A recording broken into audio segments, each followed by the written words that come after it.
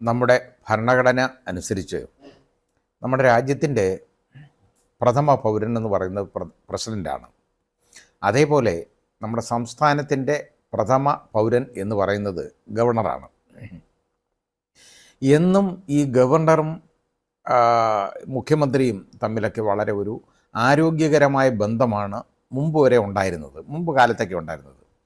പക്ഷേ ഈ സർക്കാരിൻ്റെ കാലത്ത് ഇവിടെ ഇപ്പോഴത്തെ നമ്മുടെ ഗവർണർ ചുമതലയേറ്റതിന് ശേഷം ഗവർണറും മുഖ്യമന്ത്രിയുമായിട്ട് ഒരു നല്ല ബന്ധത്തിലല്ല ഇപ്പോൾ പല കാര്യങ്ങളിലും. അപ്പോൾ ഗവർണർക്ക് യോജിക്കാൻ പറ്റാത്ത രീതിയിലുള്ള കാര്യങ്ങൾ ഉൾപ്പെട്ട ചില ബില്ലുകൾ പാസ്സാക്കി അദ്ദേഹത്തിൻ്റെ അസൻറ്റിന് അയക്കുമ്പോൾ പലപ്പോഴും അദ്ദേഹം അത് പിടിച്ചു വെക്കുന്ന ഒരു സിറ്റുവേഷൻ ഉണ്ടായിട്ടുണ്ട്, സാഹചര്യമുണ്ട്. അപ്പോൾ അത് ഉദാഹരണമായിട്ട് ഈ യൂണിവേഴ്സിറ്റിയുടെ ചാൻസലർ എന്നുള്ള പദവിയിൽ നിന്ന് ഗവർണറെ ഒഴിവാക്കിയിട്ട് മാറ്റിയിട്ട് അതിനെ മുഖ്യമന്ത്രിയാക്കുന്ന ഒരു ബില്ല് തന്നെ പാസ്സാക്കി അങ്ങോട്ട് അയച്ചു.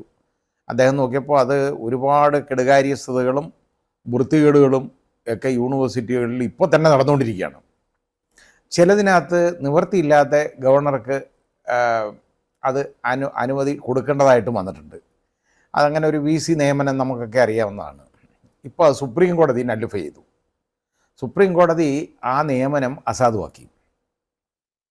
അപ്പോൾ ആ കാര്യത്തിൽ ഗവർണറെ നമ്മൾ കുറ്റം പറയുന്നതിൽ അർത്ഥമില്ല. ഗവർണർ പറഞ്ഞു ഗവർണർക്ക് ഇതുപോലെ പൊളിറ്റിക്കൽ ഇൻ്റർഫിയറൻസ് ഉണ്ടായി, ശല്യം കാരണം നിവൃത്തിയില്ലാതെ ചെയ്തതാണെന്ന് പറഞ്ഞു.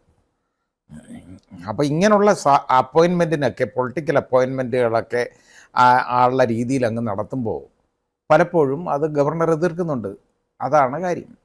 പിന്നെ അപ്പോൾ ലോകായുക്തയുടെ തന്നെ അധികാരങ്ങൾ അതിൻ്റെ പല്ലും നഖവും ഒക്കെ പറിച്ചു കളയുന്ന രീതിയിലുള്ള ഒരു ബില്ല് അത് പാസ്സാക്കി അങ്ങോട്ട് അയച്ചു. അതും ആ രീതിയിൽ അതൊന്നും അദ്ദേഹത്തിന് യോജിക്കാൻ പറ്റുന്ന ഒരു കാര്യമല്ല, അത് അദ്ദേഹത്തിൻ്റെ അഭിപ്രായമാണ്. ഇവിടെ ഭൂരിപക്ഷം ഉള്ളതുകൊണ്ട് ഈ ഇടതുപക്ഷ ഗവൺമെൻറ്റിന് എന്തും ചെയ്യാം, ആ രീതിയുണ്ട് കേട്ടോ. അപ്പോൾ ഈ വലിയ ഭൂരിപക്ഷം, മൃഗീയ ഭൂരിപക്ഷം എന്ന് നമ്മൾ പറയുന്ന ആ കാര്യങ്ങളുള്ള ഒരു സർക്കാർ ഉണ്ടായിക്കഴിഞ്ഞാൽ ഉള്ള പ്രശ്നം പ്രതിപക്ഷത്തിൻ്റെ ശബ്ദം, വിമർശനം എന്ന് പറയുന്നത് അങ്ങ് കുറയും.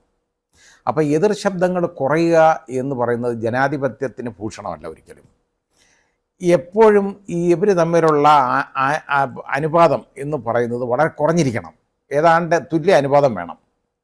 ആ വ്യത്യാസം കുറഞ്ഞിരിക്കണമെന്ന് ഞാൻ പറയേണ്ട കാര്യം, ആ അനുപാതം എപ്പോഴും ആ രീതിയിൽ ഒരു 55-45% ഈ രീതിയിലൊക്കെ ആണെങ്കിൽ എതിർ ശബ്ദങ്ങൾ നന്നായിട്ടുണ്ടാവും. മാത്രമല്ല നിയമസഭയിൽ ജോലികളും നടക്കും. അതിൻ്റെ കാരണം ഈ 55%-45% ഉണ്ടെന്നുണ്ടെങ്കിൽ ഈ നിർബന്ധമായിട്ട് ഈ ഭരണപക്ഷത്തെ MLA-മാർ മുഴുവൻ അവിടെ കാണണം. ഇല്ലെങ്കിൽ വലിയ ഭൂരിപക്ഷമാണെങ്കിൽ ഒരു 70% അവർക്കും 30% പ്രതിപക്ഷം ഉണ്ടെന്നിരിക്കട്ടെ, ഈ 70% ഭാഗത്തുനിന്ന് ഒരു 10 MLA-മാർ അവർ അവിടെ ഇവിടെയൊക്കെ പോയാൽ പോലും കാര്യങ്ങൾക്ക് കുഴപ്പമില്ല എന്ന് വരും. അപ്പോൾ എപ്പോഴും ജനാധിപത്യത്തിന് ഭൂഷണമെന്ന് പറയുന്നത് ഈ അനുപാതത്തിലുള്ള ആ അകലം എന്ന് പറയുന്നത് വളരെ കുറഞ്ഞിരിക്കണം, വ്യത്യാസം കുറഞ്ഞിരിക്കണം. ഇവിടെ ഇപ്പോൾ ഇത് വന്നു കഴിഞ്ഞപ്പോൾ ഇവർക്ക് എന്തും ബില്ലും പാസ്സാകും, പ്രതിപക്ഷത്തിനെ ഒന്നും പരിഗണിക്കുന്നതേ ഇല്ല, ആ രീതിയിൽ ഉള്ള ഒരു കാഴ്ചപ്പാടിലൂടെ പോയിക്കൊണ്ടിരിക്കുകയാണ്. അപ്പോൾ അങ്ങനെ വരുമ്പോൾ ഗവർണർ, അതായത് എന്ത് കാര്യങ്ങളും പാസ്സാക്കി അയക്കുക എന്ന് പറഞ്ഞു കഴിഞ്ഞാൽ ഗവർണർ സാധാരണഗതിയിൽ ഒരു റബ്ബർ സ്റ്റാമ്പ് എന്നുള്ള നിലയ്ക്ക് ഒപ്പിട്ടുകൊണ്ടിരുന്ന ഗവർണർ ഇപ്പോൾ അദ്ദേഹം എന്ന് പറയുന്നത് അദ്ദേഹം നോക്കിയിട്ട് ഇത് അദ്ദേഹത്തിന് ഇത് ഇഷ്ടപ്പെടുന്നില്ല എന്നുണ്ടെങ്കിൽ ചെയ്യുന്നില്ല എന്നുള്ളതാണ്. അതിന് നമുക്ക് കുറ്റം പറയാൻ പറ്റത്തില്ല.